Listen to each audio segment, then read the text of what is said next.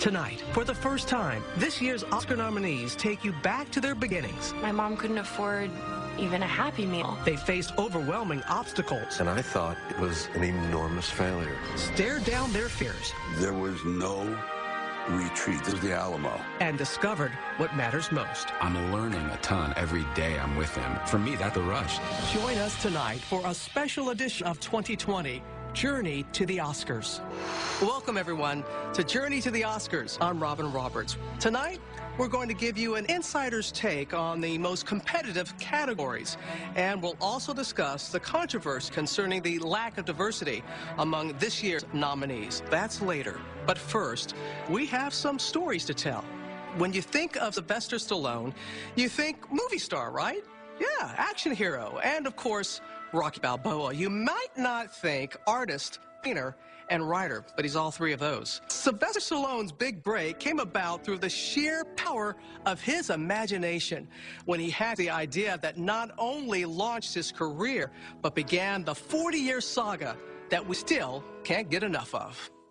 Let's start from the beginning. Was there ever a time that you doubt yourself? Yeah, I thought, well, I lived in basically this flop house. It's 26,000 a week, very transient, and you share the floor with 10 people. You don't know anybody on the planet, literally no. I think I recall you saying your acting low point, The Godfather, and you said you couldn't even get in the...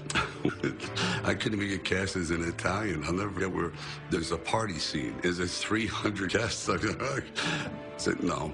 I go, what part of me didn't make past the Italian identification aspect? They go, I don't know, you just don't fit in. Wow. God's telling me something. That's got to play with psyche a little bit. A little bit. I know. Yeah. But it didn't, and you decided to take matters into your own hands by writing Rocky.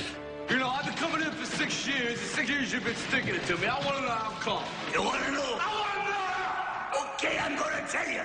Because you had the talent to become a good fighter. And instead of that, you became a leg bringer. You were able to write Rocky in 3.5 days. The movie that went on to be Best Picture, you wrote in 3.5 days? Yes. Was it just flowing out of you? Yeah, it was. I knew that this was going to be very flawed, but if I could get from the beginning to the end with some semblance of a character, then I'll repair the rest along the way. And you want to star in it.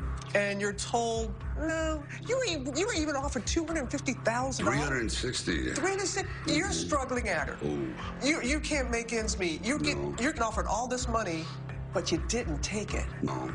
I just didn't understand how the rules of life were played at that point. But this character, I understood.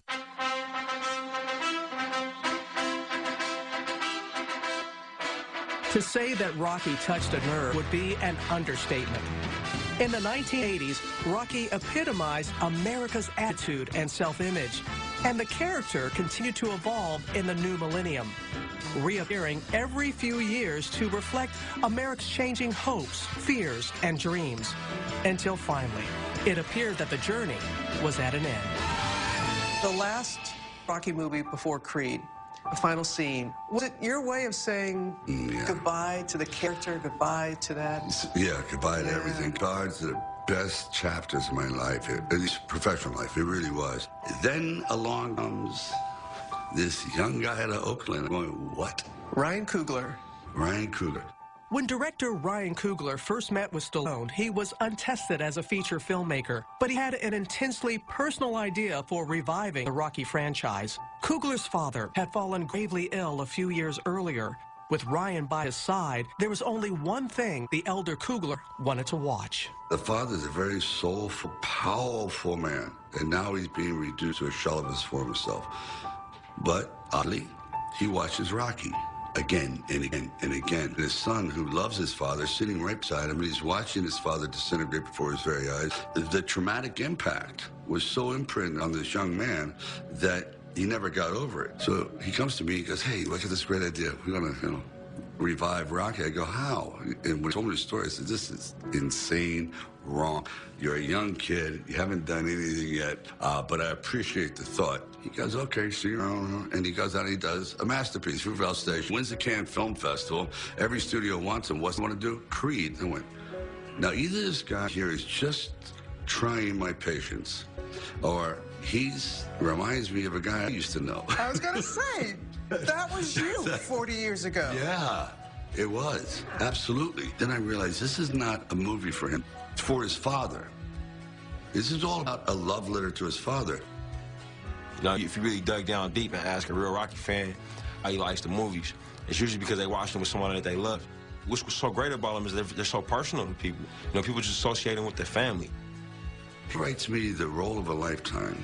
And then he has Michael B. Jordan, who's also brilliant. And I'm now pulled along, tugged out by the present generation, a character that to their grandfather. What you mean don't think about this when you starting treatment? I'm not doing no chemotherapy. I'm not crazy at all. If I could take everything that was good and put it into a bowl or something and say, hey, here, I'd like to buy one more day with my wife, I'd do it.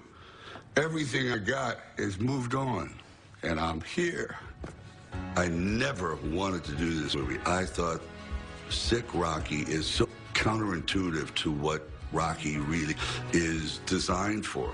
I just laid that. Can someone else be sick in the movie and not me? Because I've never done that. My wife goes, you're a coward. No, you know, it's kind of a harsh word. He goes, no, it's you're yellow, basically. You're a coward. It goes against every undeclared artistic rule. If you're afraid of something, that's the commitment of the artist. That's his duty, to pursue the unknown, to go someplace where he's literally at odds with himself. Right there with me? Yeah. You know, if you look hard enough, you can see your whole life from up here. How does it look? Not bad at all. Once I just gave up and realized this movie belongs to Michael B. Jordan, he's the youth, he's the engine. You're the caboose. I am Burgess Meredith. I am wisdom. I am experience. What do you remember from the Oscars 40 years ago? I remember driving up to the Oscars, and I had rented tux, and it wasn't fitting very well, and the tie was a little loose in it, and I was adjusting it, and it went sprung, and it broke. The driver goes, hey, don't worry about it, you can borrow mine. I said, no. So I take it and I put my collar out, which at that time was disco fever, and I go in, and people are looking at me as though, this is blasphemous. Now, what is going on? Is it like my cologne? I had no idea. And it was just, again, just naivete. I didn't think we were going to win. We were up against extraordinary works of cinematic filmmaking, I mean, on every level. Films nominated for the Academy Award this year are All President's Men, Network, Rocky, Taxi Driver, and the winner is Rocky. What I remember most from the Oscars, how wide-eyed you were. Oh, yeah. First of all, you had to be dragged up there. You didn't want to go up. They brought me on stage, and I went, oh, no. So tight. Here we go. Sylvester Stallone, I'd like to thank you for sharing your dream of Rocky with us and for giving a performance that has enriched all our lives. To all the Rockies in the world, I love you. When you said, this is for all the Rockies. This is all the Rockies in the world, yeah. Who do you think are all the Rockies in the world? We're all Rockies, in a sense. We all have this struggle to try to realize our dream, which is trying to be appreciated in their own lifetime, to say, you know what, I'm not the fastest, I'm not the prettiest, I'm not the tallest, but I'd just like to take a shot at it one time. And then I'll know. You taught me how to fight again, and I'm going to go home and I'm going to fight this thing. If I fight, I want you to fight too. No, even in my own life, you realize that my ship has come gone. My sunset is halfway down. I'm really paying attention. Like this, right now, I'm photographing this in my mind. This is a really special moment in my life, because there's not that many moments left. You know, they're really getting very special, so thank you. Thank you. Thank you. I'm going to hang this one on the wall. Thank you for sharing this moment with us. Thank you. Coming up, Matt Damon, Ridley Scott, Bryan Cranston, our take on diversity and the Oscars. And up next, Hollywood's new it girl, Brie Larson. As far as how I came from single mom who was a waitress, we were on food stamps, to how am I here now? I was really seriously considering leaving acting. And my mom called wind of it and she said, I will never speak to you again if you turn your back on this. It gave me that one little bit of a nudge. I was always sort of shy, but I always loved acting. I was naive enough to think that's just what you do when you grew up. I didn't get into theatre school at that point. I questioned that I might go another direction, but then I dared to believe that I would at least give it a few more years to try. In the intensely powerful film Room, a young mother is held captive with her 5-year-old son in a garden shed. Show her some stretch. It's the only world her son has ever known. The mother is played by a remarkable young actress named Brie Larson, whose career has been forever changed with this performance. The world is so big.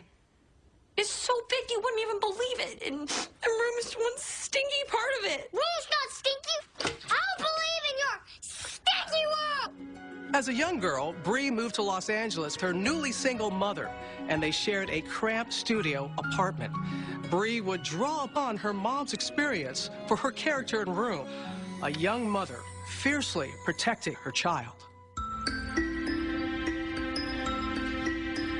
What I forgot up until recently was waking up in the middle of the night with me and my sister, my mom, all in the same bed. Hearing my mom like covering her mouth, sobbing, trying to not make a sound for us to hear. It wasn't until I was prepping Room where I realized that moment was the only crack. Thinking my kids are asleep, I can release, because where else are you gonna go?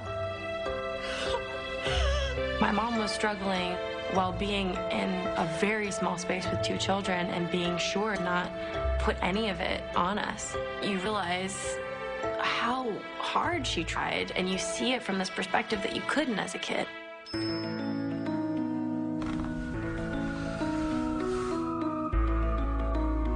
We lived in a studio apartment. There's a room with a bed that came out of the wall.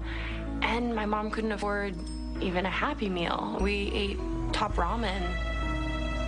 I had no toys, and I had like 2 shirts and like a pair of jeans, and that was it. But I had my mom all to myself, and I remember it being the coolest period of time. I was really, really shy, like, painfully shy. So the idea of me wanting to do something that's extremely extroverted just seemed bizarre and unnatural. Being an actor hasn't been easy. You're given mostly no's.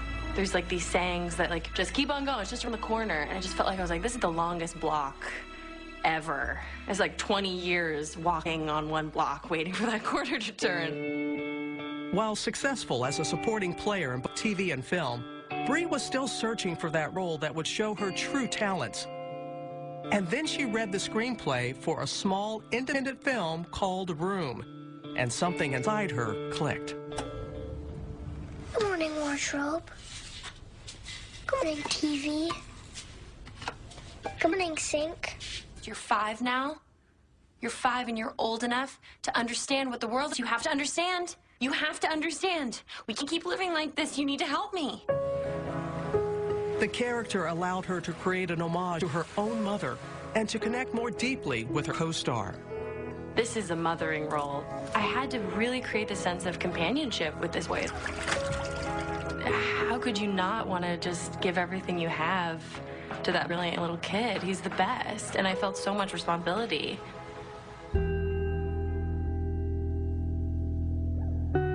I knew from being an actor at this age Jake was, and how badly I really wanted to be respected and I wanted to do a good job. And I saw that in Jake right away.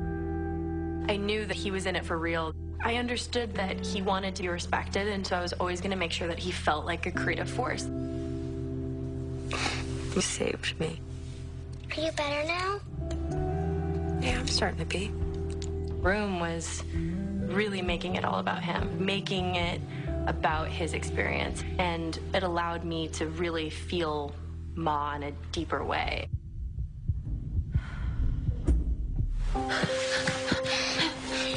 We were doing the escape sequence. I always saw it as like what's on the page. Like it's a mom giving up her son.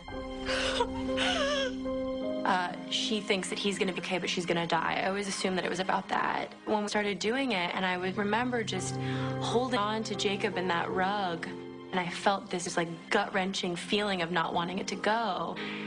And I realized that that was me letting go of a 7-year-old. That's me letting go of my inner child and letting go of that girl and not knowing if I'm going to get it back.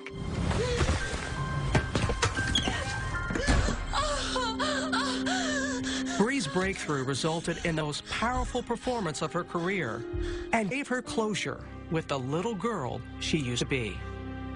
It's such a powerful metaphor for me now, and it trips me out that this movie is the thing that's given me that experience. I'll say bye-bye to room. It's saying goodbye to the 7-year-old that was in the studio apartment that was blissfully unaware and also so hopeful of what was going to happen. Saying goodbye to my old normal. Ma has to commit to living in a bigger, more complicated world, and that's what I have to do as well. You're gonna love it. What? The world. Coming up next, Bryan Cranston and Matt Damon's 50 million mile journey from Mars to the Oscars. We had to do a sex scene, and I was really nervous about it because I've never done one. It's a terribly uncomfortable thing. And she pulled me outside, and I was like, oh, this is the worst. I go, have you ever done one of these before? And she said, only one with George Clooney. Didn't help.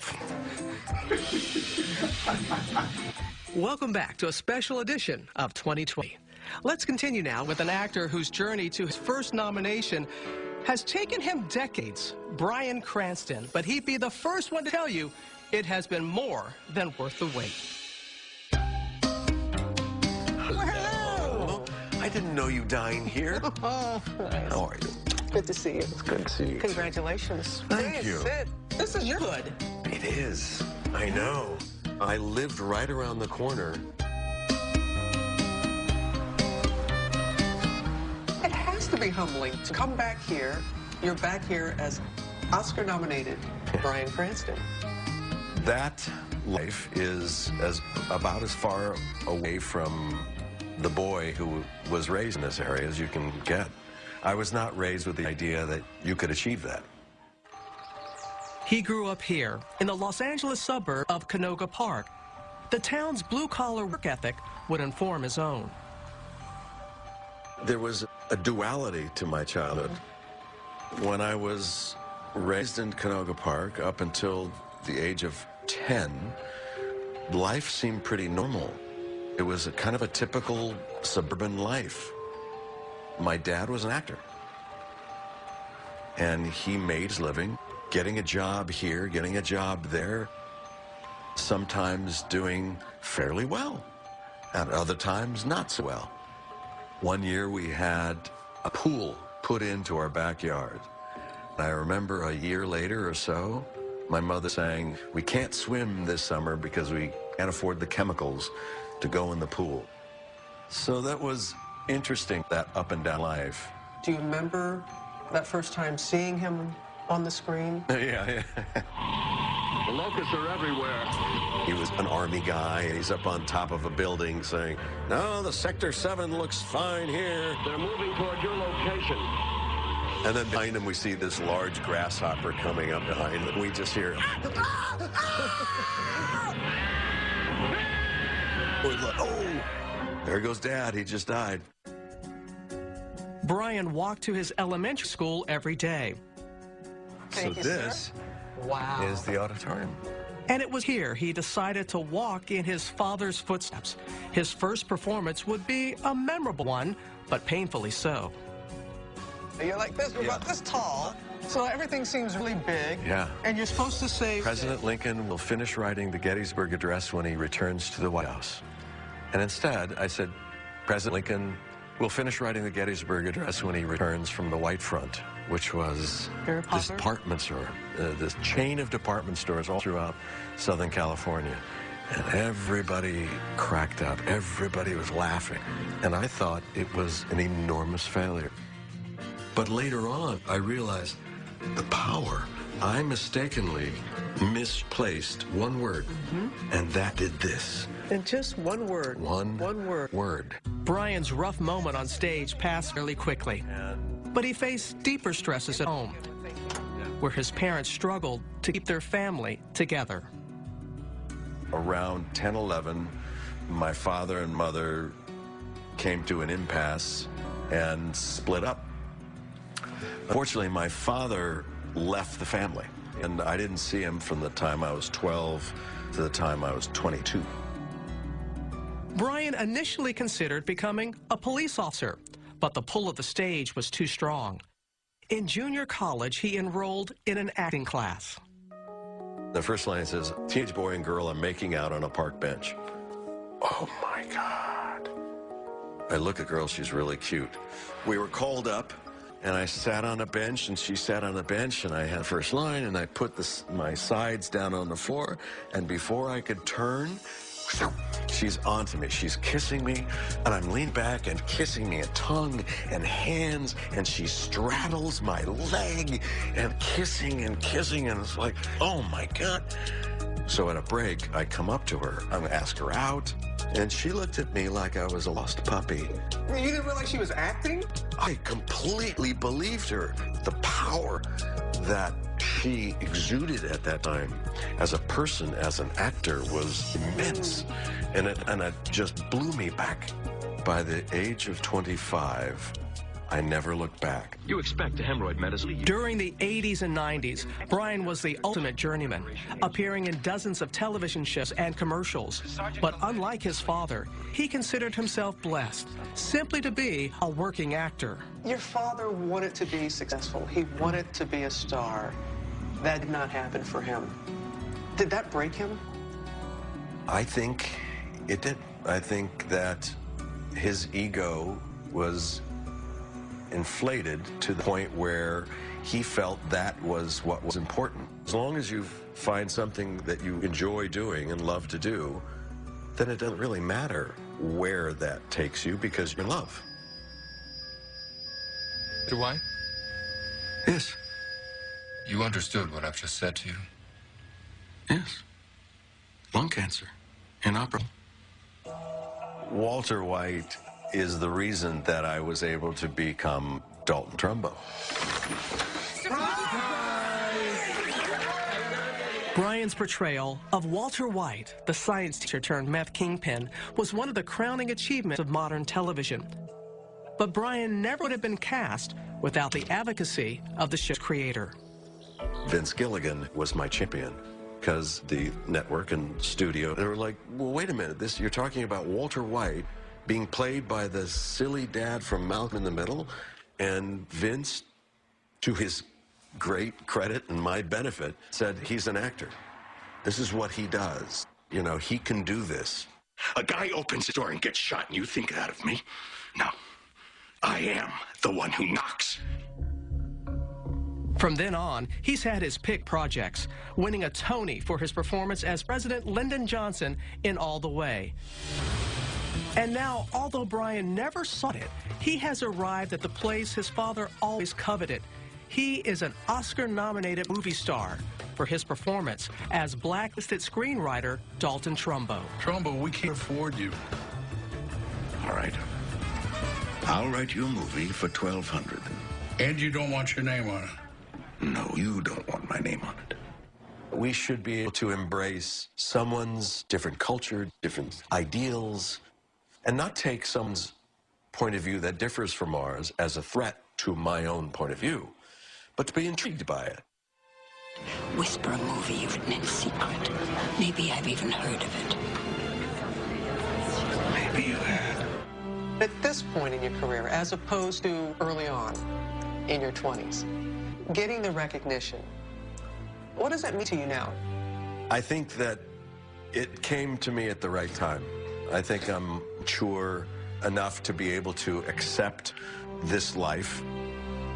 And at some point on this wonderful thrill ride of a roller coaster that I'm on, it's going to pull into the station again, stop, and that bar will lead up, and I'll be asked to step out.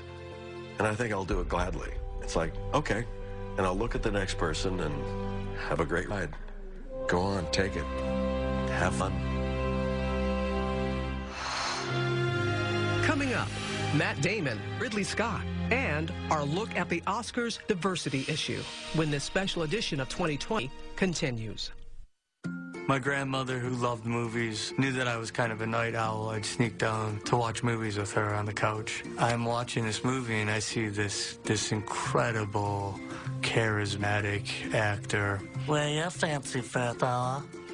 What's your sister, a deep sea devil? I want to do that. What is he doing? What I was watching was She Car Named Desire, and that was Marlon Brando. And that's where the acting bug started. At the Academy Awards, we celebrate great stories. But there's another story taking center stage this year. None of this year's nominated actors and actresses are people of color. We're talking zero. So tonight, as we focus on the remarkable journeys of our nominees, we also take a look at the journey of the Oscars themselves. To me, it seems more than just a plaque of gold.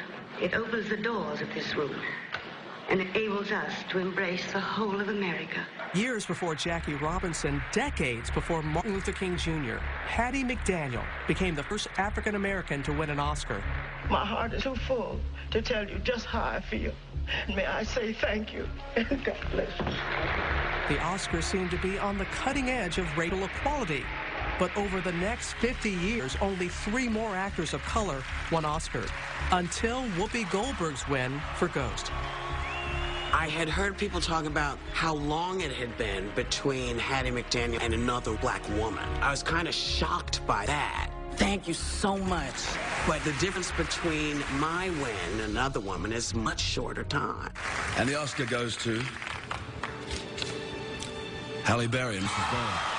Halle Berry was the first African-American to win Best Leading Actress. This moment is for every nameless, faceless woman of color that now has a chance because this door tonight has been opened.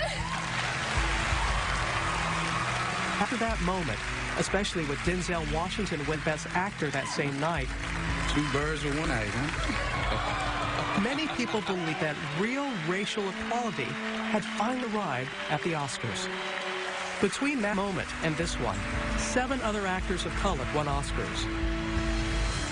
But now, for the second year in a row, not even a single nominee.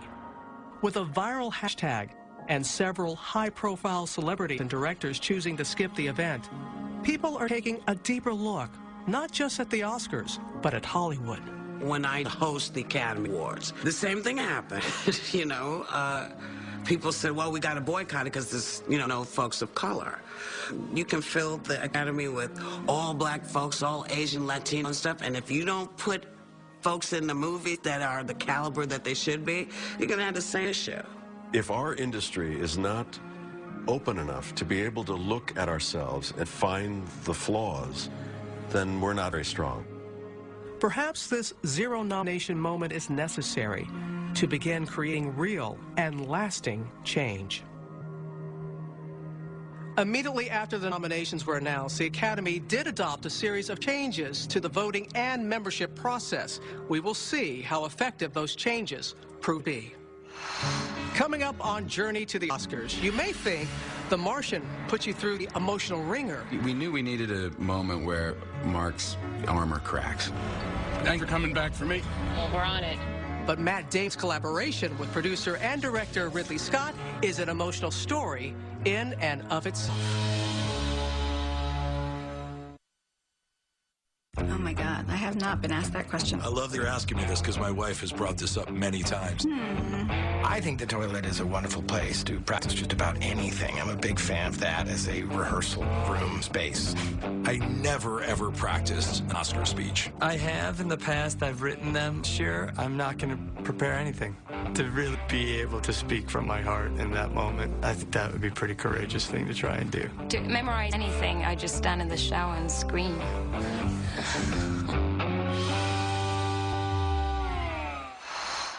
Matt Damon is nominated this year for Best Actor, and Sir Ridley Scott produced and directed this year's Best Picture nominee, The Martian. They had never worked together before this film, but when they finally did, it was out of this world. Everyone's had a crack at playing the guitar. When Jimi Hendrix played the guitar, you knew it was Jimi Hendrix, right? And when Ridley Scott is being completely simple and completely honest, You know it's Ridley Scott's frame. There's an innocence to Matt. I think that's what makes him fresh. We all expected the amazing visuals.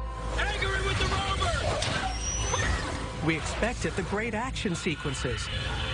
But none of us expected The Martian to become Hollywood's perfect storm of 2015. A $600 million grossing blockbuster that struck an emotional chord around the world. I got it!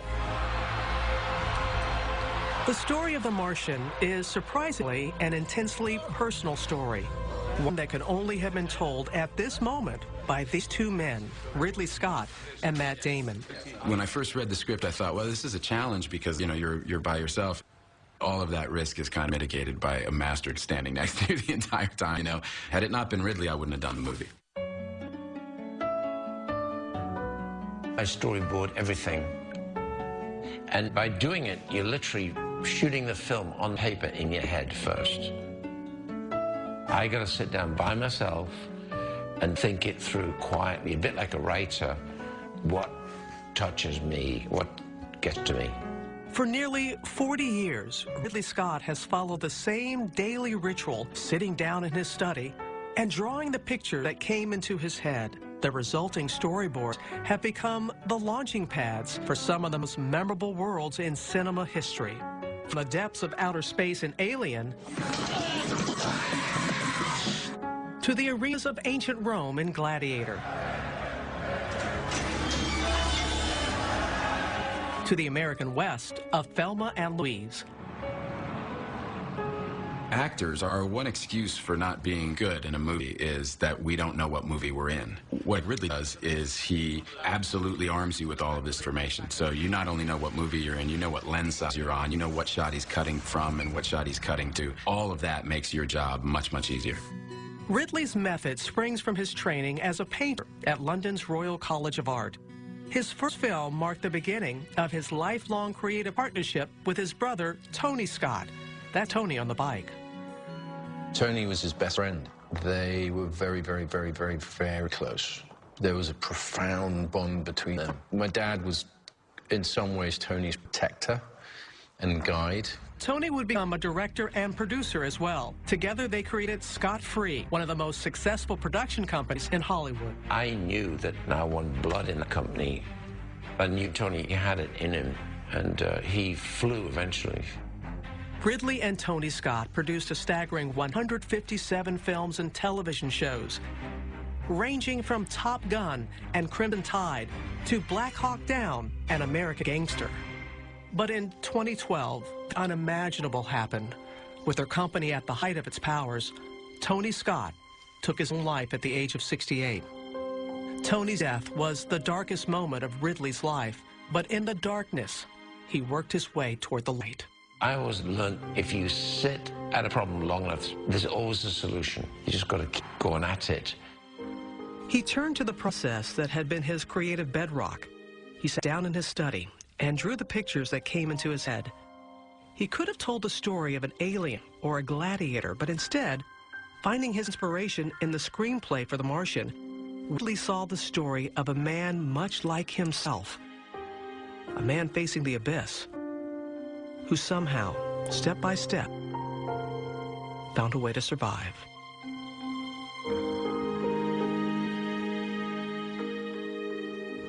At some point, everything's going to go south on you. Everything's going to go south, and you're going to say, this is it.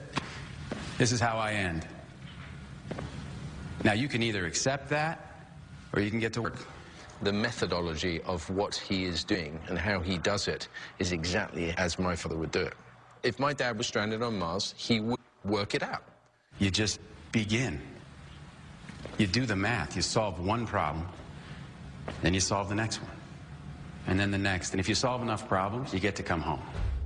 And The Martian's got Tony in it. The way Matt's character blows himself up. And he was the most accident-prone person to always drive his motorcycle through the back of the garage. That's Tony.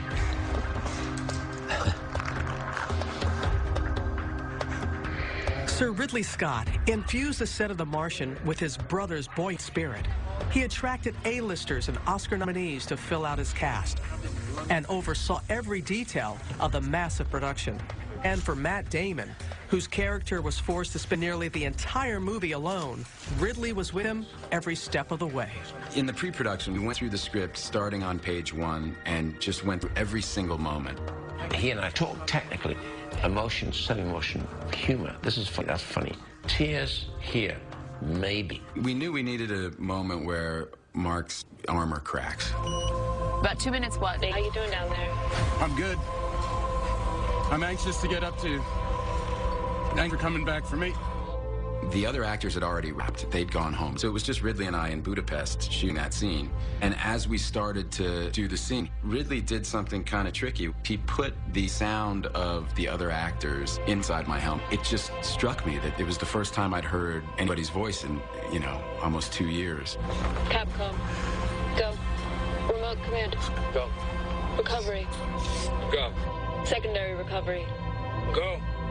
Pilot. Go. I just went. But it happened because of Ridley. And it surprised me. I don't think it surprised Ridley. And he said, I just lost it. Was that too much? I said, no, that was perfect, dude. But that's him. That's him. There's a thing that happens at the end of The Martian where he's sitting in the park and he looks down between his feet and he sees that little plant growing up through the cracks. That's all my dad. He sees beauty in him. This little green stalk growing out of gravel, that could be Ridley Scott. Nothing is going to stop that guy. He's going to make a lot more movies. I'm just hoping I'm in them. Coming up on Journey to the Oscars, a surprising take on this year's Oscar races when this special edition of 2020 continues. Welcome back to a special edition of 2020. We promise you an insider's look at the races, and we're going to deliver. Krista Smith is the Vanity Fair West Coast editor. It's wide open. This year, it is just anybody's guess. How about for Best Picture? What do you see for that? Well, I think this has been the most exciting race that the Oscars has had for Best Picture in a very long time. It could have been you. It could have been me. It could have been any of us. Now, Spotlight, it's a classic American story about journalism done right, and it's a lot of heart. Then all of a sudden, The Big Short, loaded with movie stars. I love my job. I hate your job. It takes on something that's so contemporary. You've got The Revenant. It feels epic. It feels important. You've got Leonardo DiCaprio in the lead, and audiences are loving it. All I had was my boy, and he took him from me, you understand? Those are the films that I think it's going to boil down to, one of those three. You bring up Leo. It's his time? I feel the momentum is in his favor. This is his 6th nomination. But this being the Oscars, I would never say there's anything like a sure thing. You've got Michael Fassbender, who is amazing in Steve Jobs, Eddie Redmayne. He won last year. It's a great group of actors. Let's talk about women. What's really exciting to see is a whole new generation of young actresses coming up. I mean, Saoirse Ronan's fantastic. She was nominated as a teenager for Atonement 7 years earlier. I think one can argue that Brie Larson is Hollywood's it girl of the moment. It could be interesting to see if one of these young girls becomes a household name. All right, Krista, thank you for your insight, and we'll be watching Sunday to see if you're right. Be sure to watch as Chris Rock hosts the 88th Academy Awards. I'm Robin Roberts, and I'll see you on the red carpet. Good night. The worst role I ever played. I did Mirror Mirror 2 and Mirror Mirror 3. I played a loon. Yes, the bird. I died in the first one and then came back as another character in the second one because they liked me that much.